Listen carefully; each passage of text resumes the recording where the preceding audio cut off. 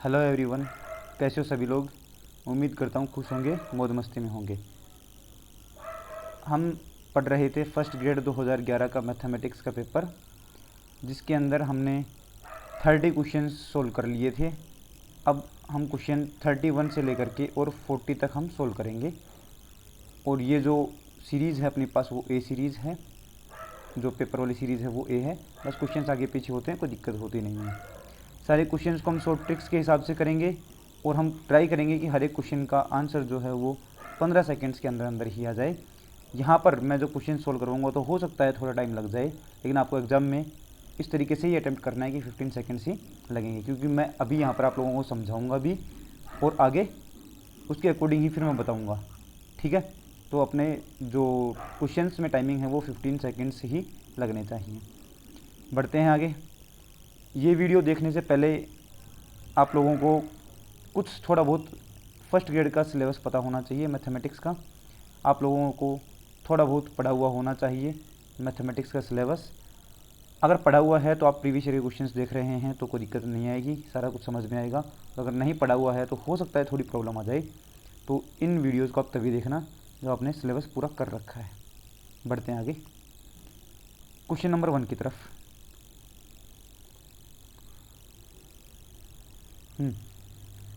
ये question number 31, ये अपने पास है परम्यूटेशन कॉम्बिनेशन का क्वेश्चन, जिसमें दे रखा कि there are 8 points in a plane and 3 of them are collinear. The number of straight lines joining any 2 of them is, मतलब 8 अपने पास पॉइंट्स दे रखे हैं, उनमें से 3 समरेखीय हैं और 2 बिंदुओं को मिलाने वाली जी कितनी अपनी संख्याएं बना सकते हैं, ये अपने को चेक करना है। देखना कितनी अपने पास पॉइंट है, 8। उनमें से 3 कैसे हैं, 1, 2 और 3। 3 पॉइंट एक ही लाइन पर हैं, समरेखीय हैं। तो बाकी 5 पॉइंट कैसे होंगे, वो अलग अलग जगह पर होंगे। जैसे ये बन गया 1, 2, 3, 4 और 5। इस तरीके से बनेंगे कि नहीं बनेंगे, थोड़ा मैं सही से लिखूँ तो 1, 2, 3, 4, 5, ये 5 पॉइंट बन गए हैं। सही है। तो हम अब किस किस तरीके से नंबर्स बना सकते हैं। जो कोलिनियर हो नहीं है वो तो कितने हैं, 5 हैं, और जो लीनियर हैं वो कितने हैं, 3 हैं। टोटल कितने हो गए, 8 पॉइंट्स हो गए हैं। तो इन जो नॉन कोलिनियर पॉइंट है इनमें से तो 2 पॉइंट चूज़ करने हैं हमें, 5C2, क्योंकि कोई भी 2 पॉइंट लोगे तो उन हर एक 2 पॉइंट से आप क्या बना सकते हो, स्ट्रेट लाइन बना सकते हो। कोई भी 2 पॉइंट चूज़ करोगे उन सबसे क्या बना सकते हो, स्ट्रेट लाइन बना सकते हो आप। सही कि नहीं है, इन्हीं भी 2 पॉइंट से स्ट्रेट लाइन बना सकते हो। तो 5 पॉइंट में से तो हमने क्या चूज़ कर लिए हैं, 2 पॉइंट चूज़ कर लिए। और 5 पॉइंट्स में से 2 पॉइंट चूज़ करने के तरीके कितने होते हैं, 5C2। उसके बाद क्या करना है, उसके बाद अब इन 3 पॉइंट से एक यहाँ पर, एक ये वाली लाइन, एक ये वाली लाइन, एक ये वाली लाइन, एक ये वाली लाइन, एक ये वाली लाइन, मतलब एक पॉइंट से हम 5 पॉइंट के ऊपर लाइन बना सकते हैं। 5 बन गई। ऐसे ही इनसे 1, 2, 3, 4, 5 और ऐसे 1, 2, 3, 4, 5 इससे। तो 3 पॉइंट से 5-5 लाइन बनाएंगे तो कितनी लाइन्स हो गई, 15 लाइन ये हो गई। तो हमारे पास 3 पॉइंट से 5 पॉइंट पर लाइन बनाएंगे तो ये बन गया 3 × 5, 15 लाइन ये बन गई। प्लस एक इन तीनों पॉइंट से बनने वाली है, यहाँ पर एक लाइन खींच सकता हूँ मैं, एक ही लाइन बनेगी अपने पास, तो टोटल हो गई है +1 और। तो 5C2 कितना होता है, 10, प्लस ये बन गया 15 + 1, तो टोटल कितने हो गए, 26 लाइन्स बनेंगे अपने पास। 26 ऑप्शन है ए ऑप्शन। क्लियर है, आगे बढ़ते हैं। क्वेश्चन नंबर 32 करते हैं।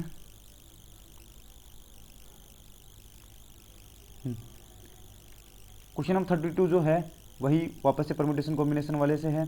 In how many ways can a committee of 4 be made out of 5 men and 3 women containing at least 1 women.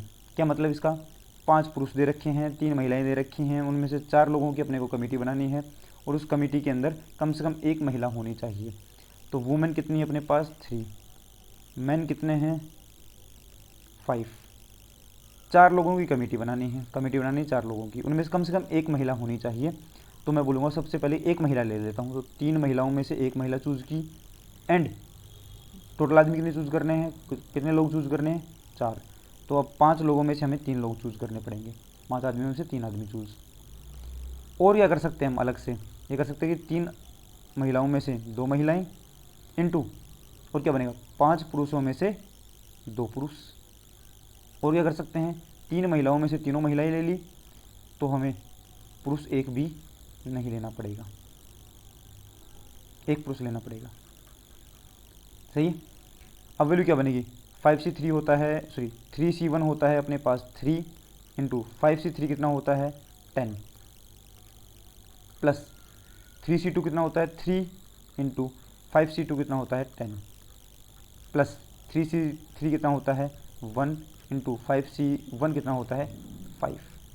तो टोटल वैल्यू बन गई अपने पास 30 प्लस 30 प्लस 5 और ये हो गए हैं 65। ऑप्शन कौन सा है, ऑप्शन ए, ऑप्शन ए ही सही है हमारा। क्लियर है। आगे बढ़ते हैं क्वेश्चन नंबर 33 की तरफ। Question number 33 again permutation combination वाला क्वेश्चन है। The number of words which can be formed using letter, कौन सा, अरेंज। अरेंज नाम का एक अपने पास वर्ड है, उसके लेटर्स को यूज़ करके अपने को वर्ड्स बनाने हैं। So that vowels always occupy even place. तो वोवल्स जो है वो हमेशा कौन से प्लेस पर आएँ, इवन प्लेस पर आएँ। देखते हैं हिंदी में। अरेंज नाम का एक शब्द है, उसके अक्षरों से अपने को कुल शब्द बनाने हैं, कितने बनेंगे, जबकि स्वर जो है वो हमेशा सम संख्या पर आवे। तो पहले तो ये चेक करो कि अरेंज में कितने लेटर्स अपने पास, A RR ANGE, अपने पास 7 लेटर्स आ गए इसके अंदर। तो 7 का एक बॉक्स बना लो, 1 2 3 4 5 6 और ये 7। इवन प्लेस कौन सा है, एक तो ये है इवन प्लेस, फिर सेकंड नंबर का के बाद फोर्थ नंबर का और उसके बाद 6 नंबर का। ये तो है सम जगह, सम स्थान है अपने पास। ये इन सम स्थानों पर कौन आना चाहिए, इवन नंबर आना चाहिए। और इवन नंबर कौन कौन है, सॉरी ये अपने पास स्वर कौन कौन सा है, वोवल्स कौन से हैं, एक तो ए है और दोबारा ए है और एक है अपने पास ई। तो यहाँ पर इन जगह पर कौन कौन आ सकता है, ए आ सकता है, ए आ सकता है और ई आ सकता है। ठीक है। बाकी जो अपने पास ओड प्लेस बचे हैं वहाँ पर कौन कौन आ सकता है, वहाँ पर बचे हुए आएंगे। और बचा हुआ कौन है, एक आर आ सकता है, दूसरा आर आ सकता है, एन आ सकता है और जी आ सकता है। सही है। अब बताओ इनके अरेंजमेंट के तरीके बताओ, इवन नंबर वाले के। इवन वाले के अरेंजमेंट के तरीके कितने होंगे, 1 2 3, 3 जगह हैं, उनमें 3 लोग ही बैठाने, तो क्या बनेगा 3C3। लेकिन हमें पता है कि जब कोई रिपीट करता है, कोई भी एलिमेंट अगर सेम एलिमेंट 2 बार आए हैं तो अपने पास 2 फैक्टोरियल का डिवाइड करते हैं। तो एक तो अपने पास बन गया ये, और ये क्या बनेंगे, ये करने के बाद आपको ये भी करना पड़ेगा। तो पहले तो आप लोगों ने इवन वाले को या इनको वोवल्स को अपने अरेंज किया है, अब अपने पास जो बचे हैं कॉन्सोनेंट, इनको भी अरेंज करना है, व्यंजन को भी अरेंजमेंट करना है। तो व्यंजन में 1 2 3 4 जगह बची हैं और 4 ही एलिमेंट है, तो क्या बनेगा 4C4। और 2 एलिमेंट अपने पास एक जैसे हैं तो क्या बन जाएगा 2 फैक्टोरियल। लेकिन यहाँ पर ध्यान रखना, सिर्फ यहाँ पर अरेंजमेंट ही नहीं है, सॉरी सिर्फ यहाँ पर अपने को पुट ही नहीं करना है, सिलेक्शन ही नहीं है, अरेंजमेंट भी ज़रूरी है। तो मैं बोलूँगा 3 एलिमेंट में 3 एलिमेंट ही अरेंजमेंट भी करने हैं, तो यहाँ पर C की जगह P लगेगा। और यहाँ पर भी 4 एलिमेंट में 4 एलिमेंट को अरेंज भी करना है, तो क्या बनेगा P बनेगा। अब इनकी वैल्यू निकालनी है अपने को। ये बनेगा 3P3 कितना होता है 3 फैक्टोरियल, अपॉन में है 2 फैक्टोरियल, इनटू इधर 4P4 क्या होता है 4 फैक्टोरियल, अपॉन ये क्या बनेगा 2 फैक्टोरियल। 2 फैक्टोरियल से 3 फैक्टोरियल कैंसिल होगा तो 3 बचेगा, 2 फैक्टोरियल से ये 4 फैक्टोरियल कैंसिल होगा तो बनेगा 4 × 3, तो ये बनेगा 12 × 3, तो बनेगा 12 × 3 जो कि बनता है 36। तो 36 जो अपना है वही ऑप्शन है, option number D, option number D. ये क्वेश्चन समझ में आ रहे हैं कि नहीं आ रहे हैं, ये कमेंट करके ज़रूर बताना है, वीडियो को लाइक ज़रूर करना है, चैनल को सब्सक्राइब ज़रूर करना है। अगर एक बार सब्सक्राइब कर दिया है तो दोबारा परेशान मत होना, हाँ अपने दोस्तों से ज़रूर करवा लेना। ओके, बढ़ते हैं अगले क्वेश्चन की तरफ। Question number 34। क्वेश्चन नंबर 34 में है हमारे पास, ये बाइनोमियल थ्योरम का क्वेश्चन है।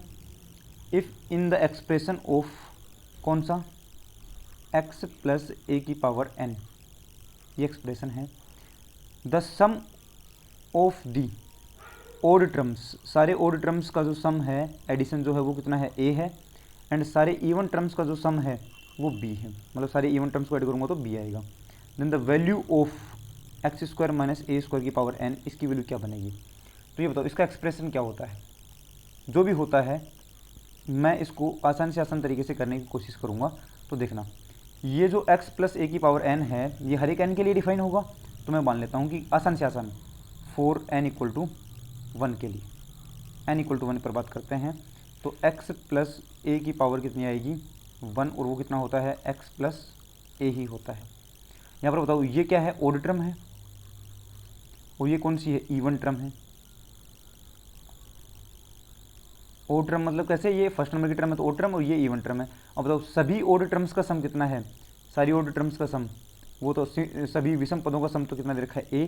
तो अपने पास कैपिटल ए की वैल्यू कितनी आ गई है, स्मॉल ए आ गई है। और सारे इवन टर्म्स का सम कितना है, कैपिटल बी है। तो यहाँ पर ए की तो इवन टर्म है अपने पास, तो बी की वैल्यू कितनी आ जाएगी, एक्स आ जाएगी। एन इक्वल टू 1 रख करके आपने बी की वैल्यू निकाल ली है और ए की वैल्यू निकाल ली है। ठीक है, अब इस क्वेश्चन में आ जाते हैं। X square minus a square की पावर एन, और एन की जगह हमने पुट क्या कर दिया है, 1। तो ये क्या बनेगा, x square minus a square. X square में एक्स की जगह क्या लिखेंगे, बी, तो क्या बनेगा बी स्क्वायर। स्मॉल ए की जगह लिखेंगे कैपिटल ए, तो ये बनेगा कैपिटल ए स्क्वायर। तो ये पूरी वैल्यू क्या बनी है, B square minus a square बना है। क्या बना है, एक्स की जगह अपने पास आया है इवन टर्म, इवन टर्म अपने पास कौन सी बनी है, अच्छा sum of odd terms, odd terms, ये ओड टर्म है इधर से, ये ओड टर्म है अपने पास। काउंटिंग इधर से करेंगे हम,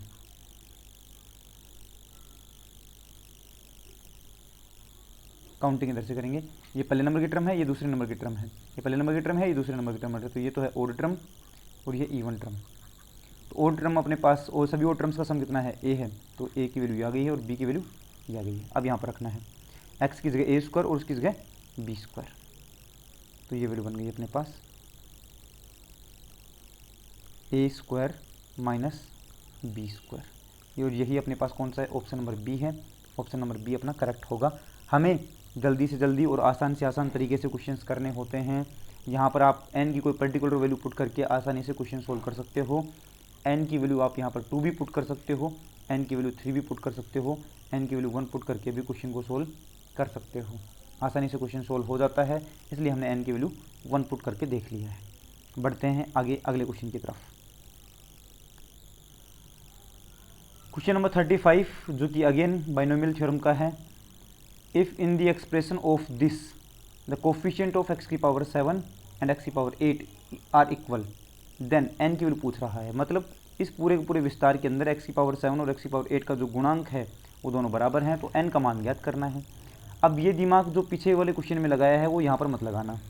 जैसे पीछे वाले क्वेश्चन में हमने n की वैल्यू कुछ मान ली थी और सोल्व कर लिया था। अब यहाँ पर n की वैल्यू कुछ मान मत लेना। क्यों, n की वैल्यू मान लोगे तो फिर अपने पास वैल्यू किसकी निकालोगे, फिर n की वैल्यू तो चाहिए, तो उसको कैसे मान सकते हैं।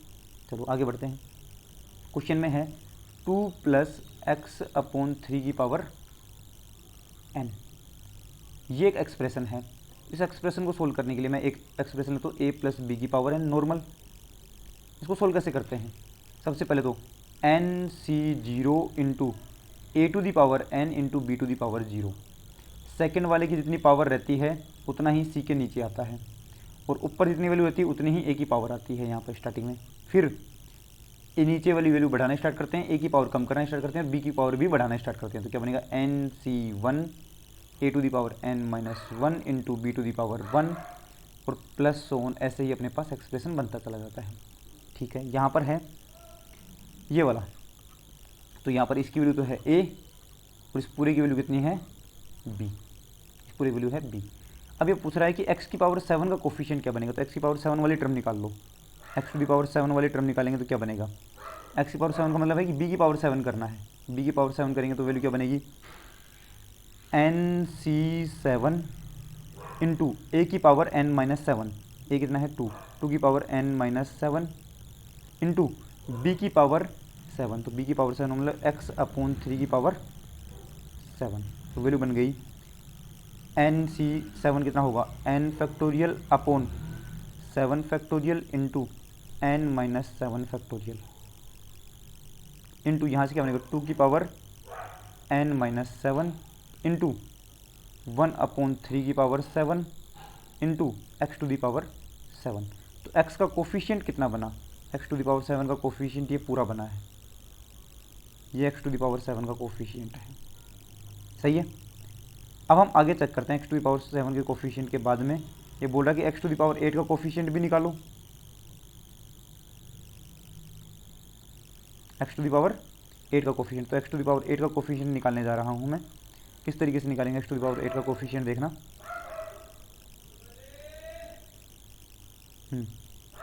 x टू दी पावर 8 का कोफिशिएंट क्या बनेगा, n C 8 into 2 to the power n minus 8 into x upon 3 की पावर 8।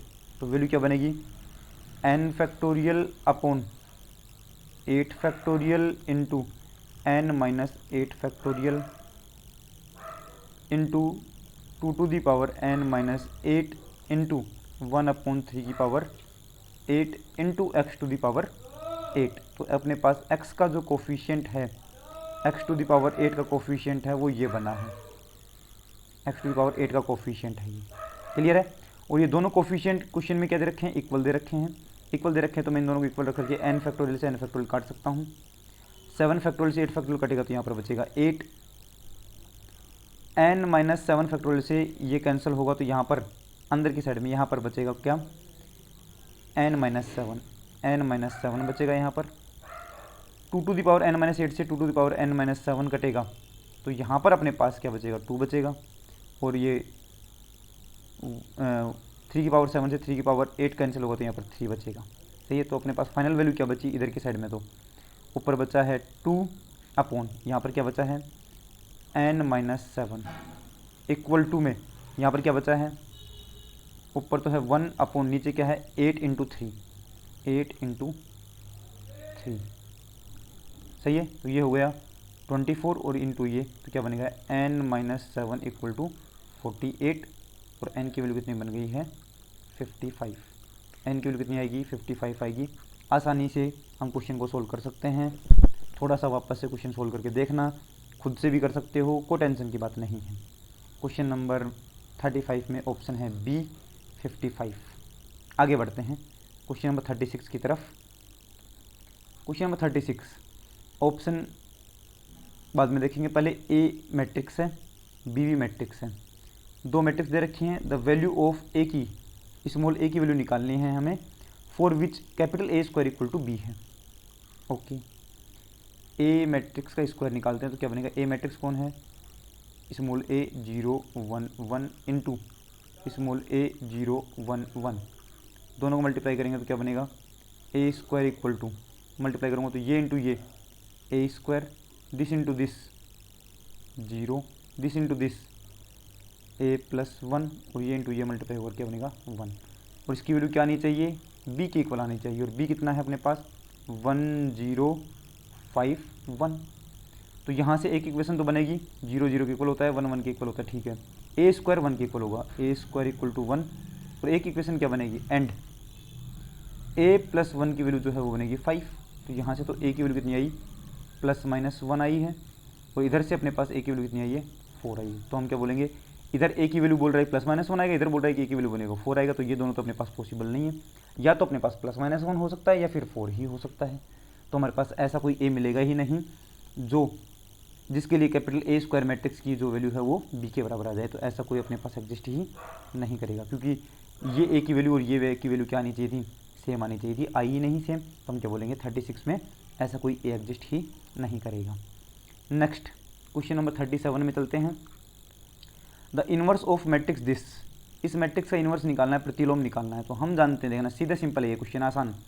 ए मैट्रिक्स को उसके इनवर्स से मल्टीप्लाई करते हैं तो आइडेंटिटी मैट्रिक्स बनती है कि नहीं बनती, लेफ्ट से मल्टीप्लाई कर दो या राइट से मल्टीप्लाई कर दो, बात एक ही है।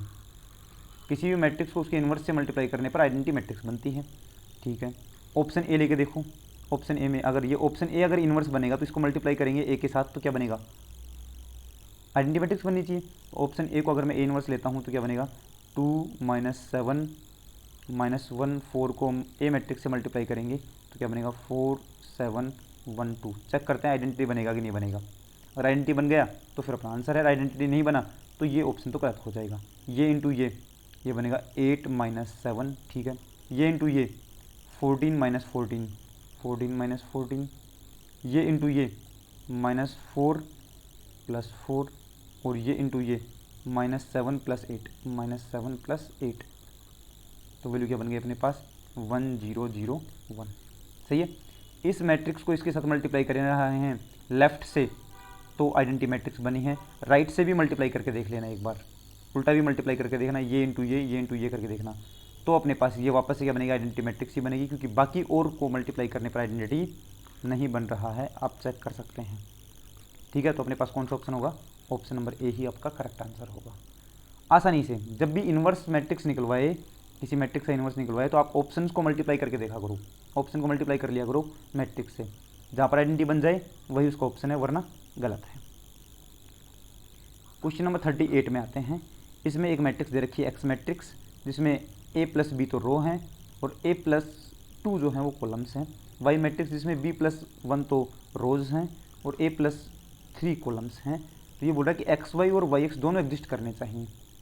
एक्स अपने पास एक मैट्रिक्स है जिसमें रो कितनी है a + b, कॉलम कितने हैं a + 2।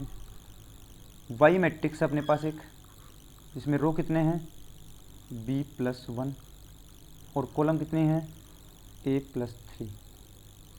सही है। अब बताओ x × y अपने पास क्या, x × y पॉसिबल कब होगा, एग्जिस्ट करेगा कब, इफ़ एंड ओनली कब एग्जिस्ट करेगा, जब इसके तो नंबर ऑफ कॉलम्स और इसके नंबर ऑफ रोज क्या हों, इक्वल हों। तो अपने पास मैट्रिक्स क्या बन जाएगी, ये वैल्यू क्या बनेगी a + 2 = b + 1। तो यहाँ से a - b की वैल्यू कितनी बनी है -1। ये इक्वेशन नंबर 1 बन गई है। ओके, अगली बार में अपने पास y मैट्रिक्स तो क्या है, नंबर ऑफ रो हैं b + 1, नंबर ऑफ कॉलम्स हैं a + 3, और y तो लिख दिया। x क्या है अपने पास, नंबर ऑफ रो हैं a + b और कॉलम्स है अपने पास a + 2। अब x और y तो पॉसिबल हो गया, y × x कब पॉसिबल होगा, y × x एग्जिस्ट करेगा, कब करेगा, जब इसके कॉलम्स और इसके रो क्या हों, इक्वल हो, मतलब इसके कॉलम्स और इसके रोज क्या हों, इक्वल हों। तो वो क्या बनेगा अपने पास equation a + 3 = a + b, a से a कैंसिल हो गया और b की वैल्यू कितनी आ गई है 3। अब चेक कर लो b कौन कौन से में आ रहा है, 3 यहाँ पर भी आ रहा है, यहाँ पर भी आ रहा है, मतलब ये दोनों तो हो गए कैंसिल। अभी भी हमें चेक करना पड़ेगा, b की वैल्यू यहाँ पर पुट करेंगे तो a की वैल्यू कितनी आएगी, b - 3 पुट, ये 3 आएगा तो ये -3 बनेगा, इधर आएगा तो 3 बनेगा, तो ये वैल्यू बनेगी 2। a की वैल्यू आ गई 2, a की वैल्यू 2 और b की वैल्यू 3, ऑप्शन नंबर बी सही है। क्लियर, आसान क्वेश्चन है। आगे बढ़ते हैं। क्वेश्चन नंबर 39, ये एक डिटर्मिनेंट का क्वेश्चन है। देखते हैं a b c तीनों आपस में इक्वल नहीं है, तब इस डिटर्मिनेंट की वैल्यू 0 आ रही है, तो आप a और b और c के बीच में क्या रिलेशन बना सकते हैं। डिटर्मिनेंट क्या है अपने पास, a³ 1 + a³, b³ 1 + b³। ठीक है, इधर लिख देता हूँ मैं, a³ 1 + a³, b³ 1 + b³, c³ 1 + c³। अब बताना दो डिटर्मिनेंट का एडिशन हमें आता है कि नहीं आता है। जब भी 3 × 3 का अगर एक डिटर्मिनेंट है, उसको अगर 2 टुकड़ों में तोड़ना है तो 2 रो या 2 कॉलम्स को सेम रख करके एक रो या एक कॉलम को हम तोड़ लेते हैं। तो 2 रोज को एज इट इज रखो, 2 कॉलम्स को a³ b b³ c³ यहाँ पर तो बनेगा 1 1 1, और इसमें हो जाएगा a³ b b³ c³ और ये बनेगा a³ b³ और c³।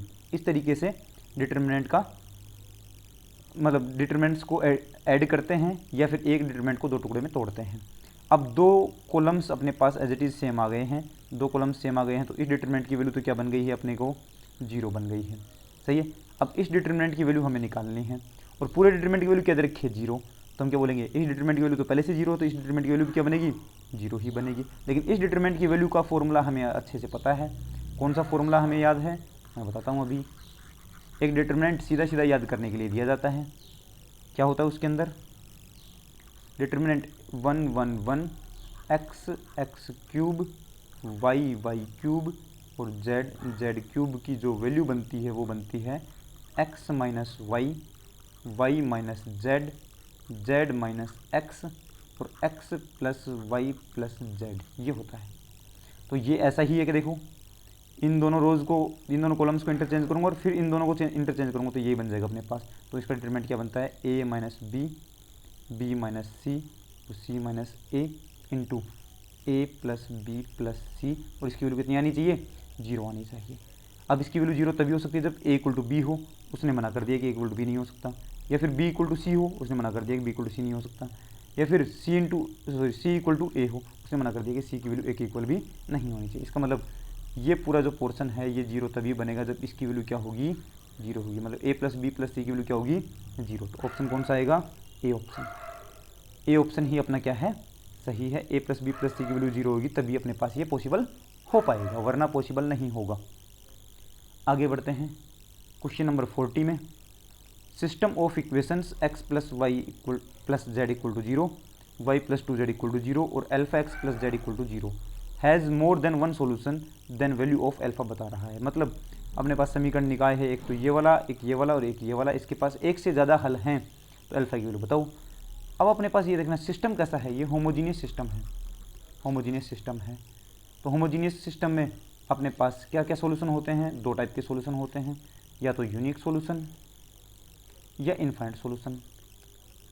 यूनिक मतलब एक ही सोल्यूशन है, ये बोल रहा है कि एक से ज़्यादा सोल्यूशन आ रहे हैं, मतलब इनफाइनाइट सोल्यूशन की बात कर रहा है। यूनिक सोल्यूशन कब आता है, जब डिटरमिनेंट अपने पास क्या हो, नॉन जीरो हो। इससे जो डिटरमिनेंट बनेगा वो नॉन जीरो होगा, तब अपने पास यूनिक सोल्यूशन होता है। और इनफाइनाइट सोल्यूशन कब आता है, जो डिटरमिनेंट जीरो हो। तो अपने इनफाइनाइट सोल्यूशन की बात कर रहे हैं, मतलब डिटरमिनेंट को जीरो लिखना है और एल्फा की वैल्यू निकालनी है। डिटरमिनेंट कैसे निकालते हैं, यहाँ से एक्स वाई जेड का कोफिशिएंट लिख दो तो 1 1 1, यहाँ से एक्स वाई जेड का कोफिशिएंट लिखो तो क्या बनेगा 0 1 2, यहाँ से एक्स वाई जेड का कोफिशिएंट लिखोगे तो क्या बनेगा अल्फा 0 1, और पूरे डिटरमिनेंट को किसके इक्वल रखना है, जीरो के इक्वल रखना है, तो ये लिख दिया जीरो। जैसे डिटरमिनेंट सोल्व करो तो 1 के लिए सोल्व करूँगा तो 1 इंटू क्या बनेगा 1 माइनस जीरो, माइनस 1 के लिए सोल्व करूँगा तो फिर क्या बनेगा 0 माइनस 2 अल्फ़ा, और प्लस 1 के लिए सोल्व करूँगा तो क्या बनेगा 0 माइनस अल्फ़ा इक्वल टू क्या आना चाहिए, जीरो। इधर से बनेगा 1 plus 2 alpha minus alpha equal to zero, तो यहाँ से बन गया 1 plus alpha equal to zero, और अल्फ़ा की वैल्यू आ गई है -1। तो अल्फ़ा कितना आया है हमारे पास -1। Option number C correct option है। क्लियर है। हाँ, तो अगर आप लास्ट तक आप लोगों ने वीडियो देखी है, अगर आपको क्लास समझ में आई है, तो आप लोगों को वही काम करना है कि वीडियो को लाइक करना है, चैनल को सब्सक्राइब भी करना है, और आपको कितना समझ में आया है इस क्लास के अंदर, इसमें कुछ इम्प्रूवमेंट की ज़रूरत है कि नहीं है। आप लोगों को कोई पर्टिकुलर क्वेश्चन समझ में नहीं आया हो या कोई पर्टिकुलर तरीका समझ में नहीं आया हो, ये किस तरीके से कर दिया है, तो उसके लिए आप कमेंट भी कर सकते हैं। अगर आपको वीडियो बढ़िया लगी है तो भी आप कमेंट कर सकते हैं कि सर वीडियो में मज़ा आया हमें। अपने जो भी दोस्त हैं जो कि फर्स्ट ग्रेड सेकंड ग्रेड की प्रिपरेशन कर रहे हैं या 12th से रिलेटेड, ग्रेजुएशन से रिलेटेड जिस भी टॉपिक के लिए वो तैयारी कर रहे हैं, उनके पास वीडियो को शेयर ज़रूर करना है, ज़्यादा से ज़्यादा सब्सक्राइब करवाने हैं। ओके, मिलते हैं अगली क्लास में, तब तक के लिए tata goodbye, take care.